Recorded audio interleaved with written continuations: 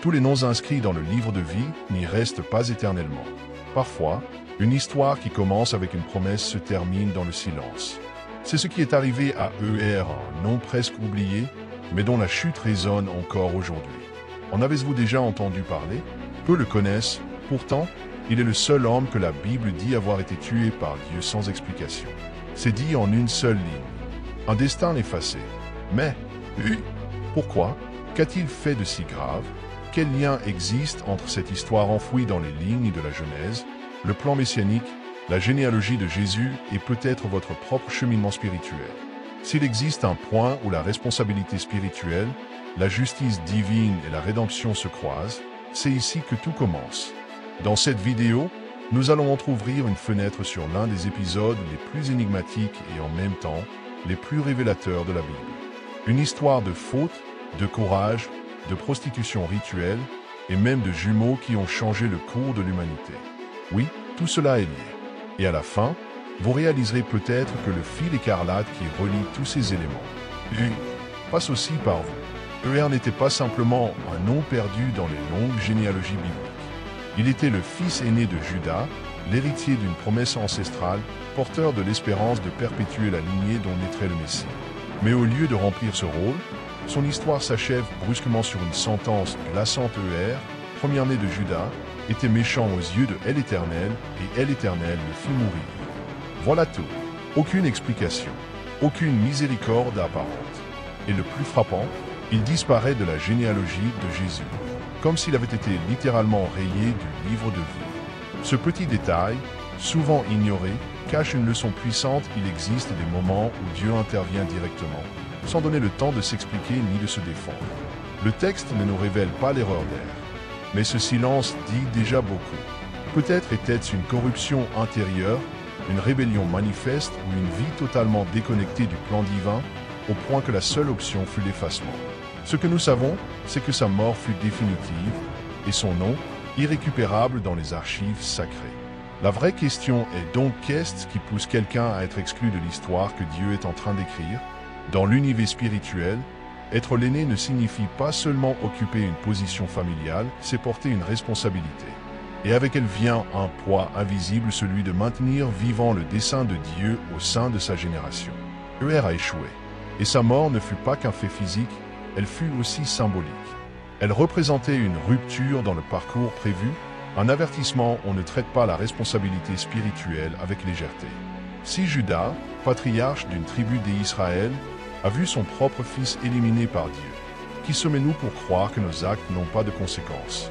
Quand Dieu fit la promesse à Abraham, il traça un chemin destiné à traverser les générations, une lignée messianique construite avec soin. E.R., en tant qu'aîné de Judas, devait en être un maillon fort. Sa vie portait le poids de prolonger un héritage sacré jusqu'à faire naître le Rédempteur. Mais avec sa mort prématurée, ce chemin semblait s'interrompre.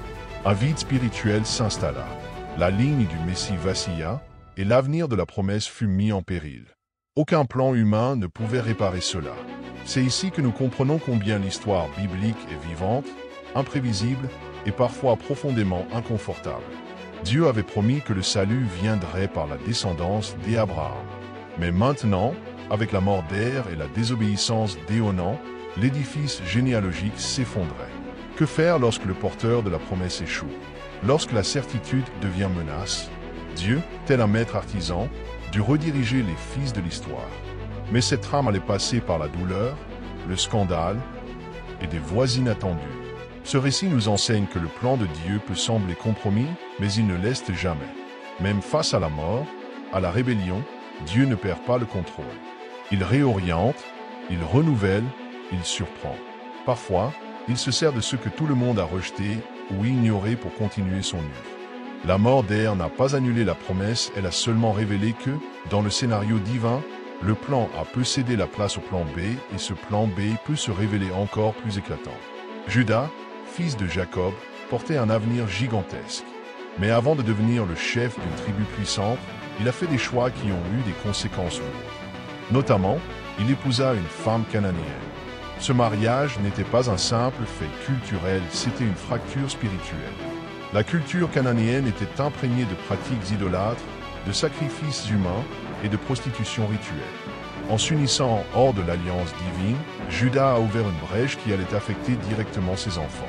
Et qui en a payé le prix en premier? ER. Ces erreurs ne sont pas restées dans le passé. Elles ont résonné dans le foyer de Judas, influençant comportement et décisions. ER est devenu un homme mauvais aux yeux de Dieu. Onan, son frère, a suivi un chemin d'égoïsme. Et tout cela trouve ses racines dans les choix spirituellement négligents du père. C'est comme si Judas avait semé des graines corrompues que ses fils récoltèrent ensuite dans l'amertume. La Bible ne cache pas ces réalités. Elle les met en lumière pour nous montrer que la désobéissance, même silencieuse, produit du désordre à l'intérieur des familles. Parfois, les problèmes des enfants commencent avec les décisions inachevées des parents. Avant de blâmer Judas, prenons un instant pour nous regarder en face. Combien de fois reproduisons-nous ce cycle? Nous prenons des décisions précipitées, ignorons les avertissements spirituels et sommes ensuite choqués par les conséquences. L'erreur de Judas n'a pas été seulement de désobéir, mais de mépriser sa responsabilité spirituelle de père. Et cela nous sert de rappel, nous ne pouvons pas espérer des enfants forts dans la foi si les fondations de la maison ont été construites sur du sable mouvant. La foi s'enseigne par l'exemple et Judas, à ce moment-là, était loin de le comprendre. Après la mort d'Er, la tradition du Lévira exigeait que le frère cadet, Onan, assume la responsabilité de donner une descendance à son frère défunt. Ce n'était pas un simple usage ancien, c'était un acte de rédemption familiale, un moyen de préserver la lignée messianique. Mais Onan, bien qu'il connaisse sa mission, refusa de l'accomplir sincèrement. Il allait bien vers Tamar, mais évitait délibérément qu'elle tombe enceinte. En d'autres termes, il disait « Je remplis mon rôle de frère, mais sans m'engager dans l'héritage. » Et Dieu le vit et intervint. Onan ne fut pas puni pour un détail technique, mais pour un égoïsme maquillé en obéissance. Il voulait garder sa place dans la famille, sans partager l'héritage ni le prestige avec un enfant qui serait considéré comme celui de son frère.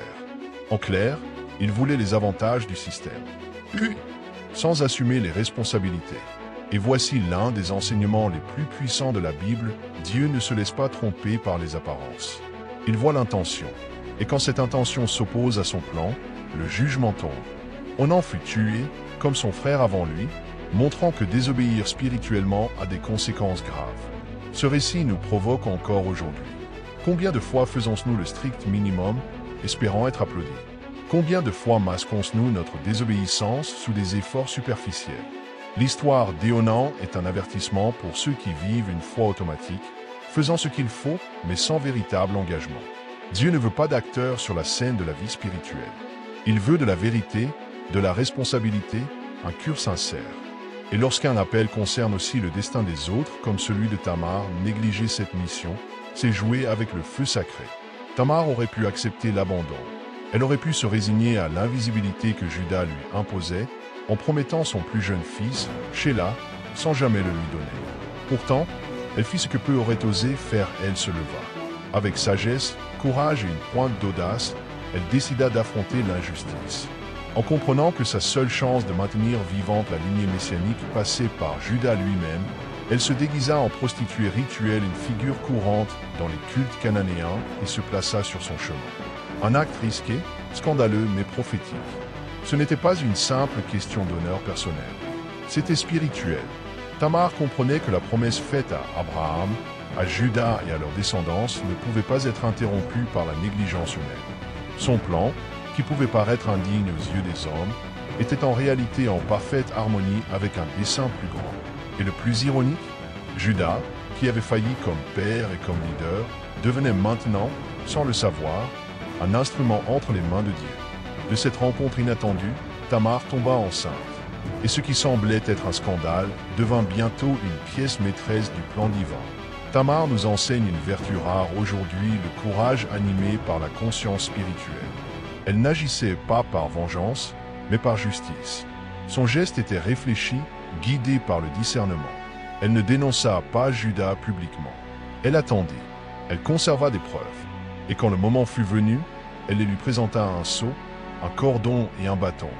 Des symboles d'autorité qui mirent Judas face à sa responsabilité, sans échappatoire possible. Tamar ne cria pas. Elle démontra. Et ainsi, elle entra dans l'histoire comme l'une des rares femmes citées dans la généalogie de Jésus. Lorsque Tamar présenta les objets appartenant à Juda, le temps sembla suspendu. Le doute n'était plus permis. Là, sous ses yeux, se trouvaient les preuves irréfutables de sa paternité. Et à cet instant critique, quelque chose d'extraordinaire se produisit. Au lieu de nier ou d'accuser quelqu'un d'autre, Juda confessa. « Elle est plus juste que moi », dit-il, une phrase qui résonne à travers les siècles comme symbole d'un vrai repentir. Celui qui avait échoué comme père et comme guide spirituel se prosternait désormais devant la justice divine. Cette confession ne fut pas une belle formule. Ce fut un tournant. Juda ne fit pas que reconnaître son erreur, il réhabilita Tamar aux yeux de tous, restaura sa dignité et permit au plan divin de se poursuivre sans honte. Parfois, c'est exactement ce que Dieu attend de nous, non pas la perfection, mais l'humilité de reconnaître nos fautes. Et Juda nous montre ici que même les plus grands patriarches ont commis des fautes graves, mais qu'il existe une rédemption pour ceux qui choisissent la vérité.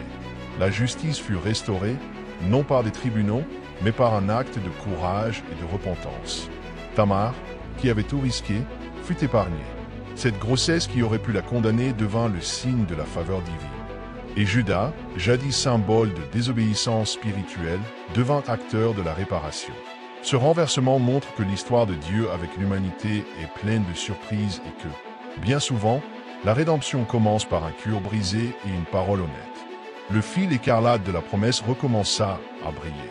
La naissance des enfants de Tamar fut tout sauf ordinaire. Pendant l'accouchement, l'un des bébés Zéra sortit la main en premier, et la sage-femme, selon la coutume, attacha un fil écarlate à son poignet pour marquer le premier-né.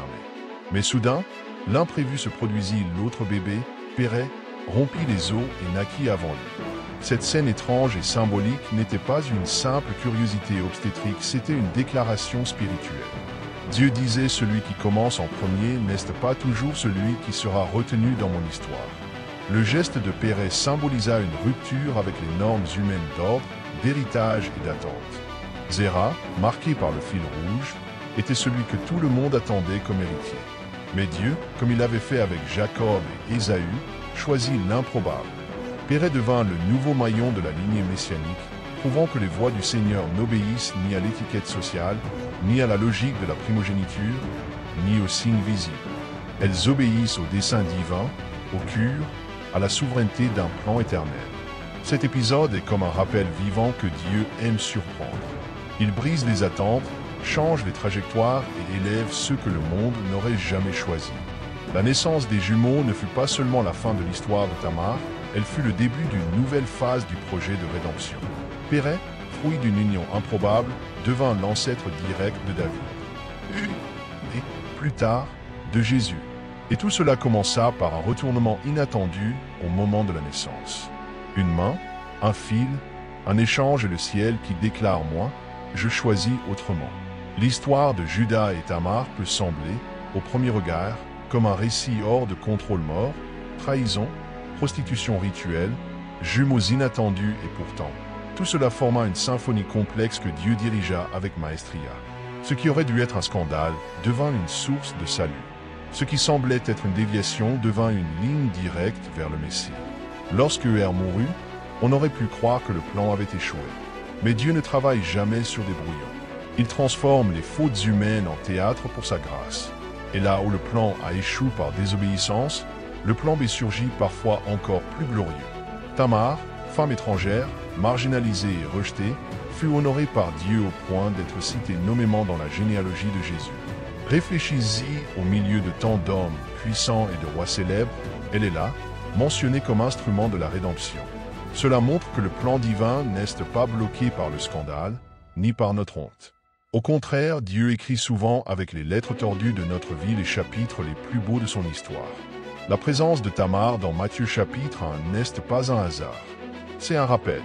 Et peut-être est-ce cela que vous aviez besoin d'entendre aujourd'hui. Vos erreurs ne vous disqualifient pas. Si Juda a failli puis été redirigé, si Tamar a été oublié puis exalté, alors il y a de l'espoir pour chacun d'entre nous. Dieu ne cherche pas la perfection. Il cherche la disponibilité et le repentir. Son plan B n'est pas un rafistolage, c'est une œuvre magistrale, repensée avec une sagesse éternelle. Ce que vous croyez perdu peut, en réalité, devenir promesse. Et parfois, Ce que nous pensions être la fin n'est que le début du fil écarlate de la rédemption. Le parcours de Judas et Tamar est un véritable laboratoire spirituel. En observant ce récit, nous sommes confrontés à la réalité que la responsabilité spirituelle dépasse largement les fonctions ou les titres religieux. Elle se manifeste dans les petits choix, dans les décisions silencieuses, dans les engagements pris ou négligés au sein même du foyer. Et Onan ont payé cher pour avoir traité à la légère ce qui devait être sacré. Et Judas, il n'a trouvé la rédemption qu'en affrontant sa propre mission. La leçon ici est limpide, Dieu prend au sérieux ce que beaucoup traitent avec désinvolture. Mais il y a aussi de la consolation au milieu du chaos. L'histoire nous rappelle que, même entre les fautes, les morts et les scandales, Dieu continue d'agir.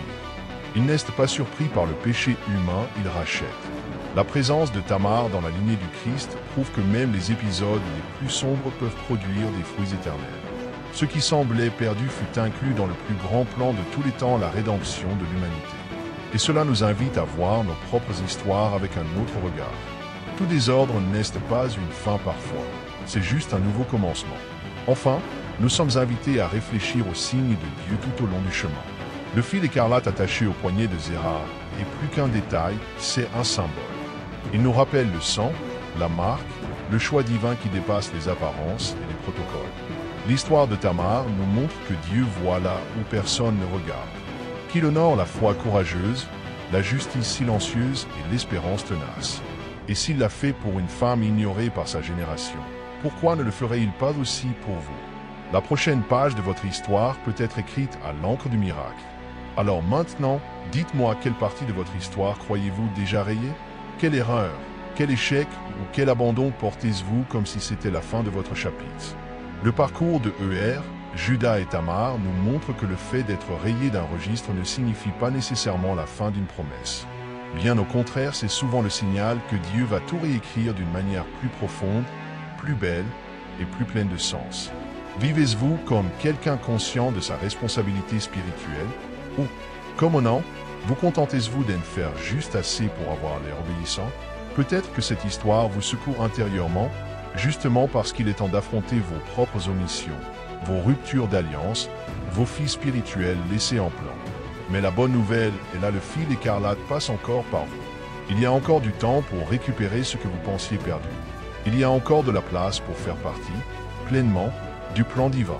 Si ce message a touché votre cœur, si cela vous a permis de revoir vos choix ou votre foi avec plus de sérieux, ne le gardez pas pour vous. Partagez-le.